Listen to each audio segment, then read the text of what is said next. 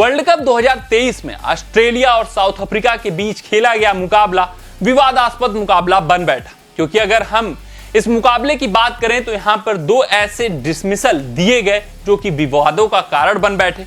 सबसे पहला जो डिसमिसल रहा वो पूर्व कप्तान स्टीव स्मिथ का डिसमिसल रहा, जहां पर हॉकआई के एरर के कारण उनको आउट करार दिया गया। वो अलग पॉइंट ऑफ डिस्कशन है, क्योंकि वहां पर टेक्नोलॉजिकल एरर है जिस कारण उसकी चर्चा भी नहीं बनती है। लेकिन जो दूसरा एरर है वो अंपायरिंग एरर है। ये मार्कस स्टोइनिस का विकेट रहा, जहां पर ऑस्ट्रेलिया की जो अंतिम उम्मीद थे वो भी खारिज हो गई इस डिसमिसल के साथ। लेकिन ये जो डिसमिसल रहा खूब चर्चा का विषय बन बैठा है। तो आइए अपने इस रिपोर्ट में देख लेते हैं कि एक्चुअली स्टोइनिस के साथ हुआ क्या, थर्ड अंपायर ने क्या गलती की वहां पर, और आईसीसी का लॉ कहता क्या है, और एक्चुअली स्टोइनिस आउट थे या नॉट आउट थे। सब कुछ अपने इस वीडियो में समझ लेते हैं। लेकिन उससे पहले आप लोग वीडियो को लाइक कर दीजिएगा, चैनल को सब्सक्राइब कर दीजिएगा और नोटिफिकेशन का बेल आइकन दबाना मत भूलिएगा। तो आईसीसी का लॉ हम लोग समझ लेते हैं कि एक्चुअली कॉट आउट बल्लेबाज कब होता है और उसको कॉट आउट कब देना चाहिए। तो आईसीसी का लॉ आपके स्क्रीन पे आ गया होगा। यहां से आप देख सकते हैं कि आईसीसी का एक्चुअली लॉ कहता क्या है। ये कहता है कि कोई भी बल्लेबाज तभी आउट होगा, कॉट आउट होगा, जब बॉल एक तो नो बॉल नहीं होनी चाहिए, ये सबको नियम पता है। लेकिन रियल नियम क्या है, टचेज हिज और हर बैट, ओनली बैट।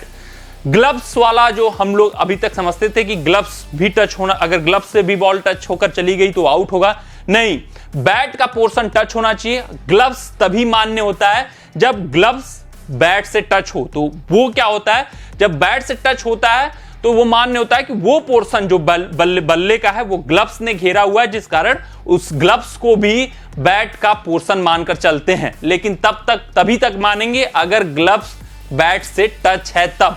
अगर आपने ये ग्लव्स हटा लिया, सिंगल बैट से खेल रहे हैं, तो सिर्फ और सिर्फ ये ग्लव्स मान्य होगा, बैट का पोर्शन, ये ग्लव्स मान्य नहीं होगा।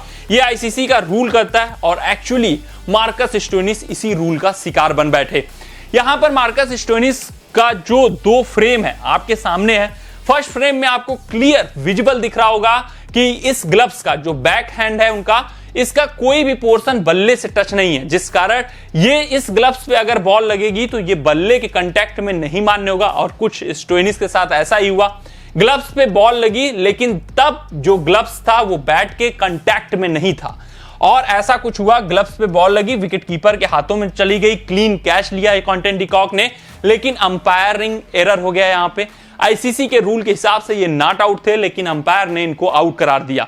अंपायर ने वर्डिक्ट क्या दिया कि ये जो ग्लव्स था, जो फोर हैंड था, वो बैक हैंड से इनके टच था। मतलब इन दोनों ग्लव्स को, जो आप यहां पे इमेज में देख सकते हैं, ये 2D इमेज है। अगर 3D विजुअलाइज करेंगे तो एक्चुअली ये इमेज है जहां पे फर्स्ट ग्लव्स और सेकंड ग्लव्स में भी डिफरेंस दिख रहा है।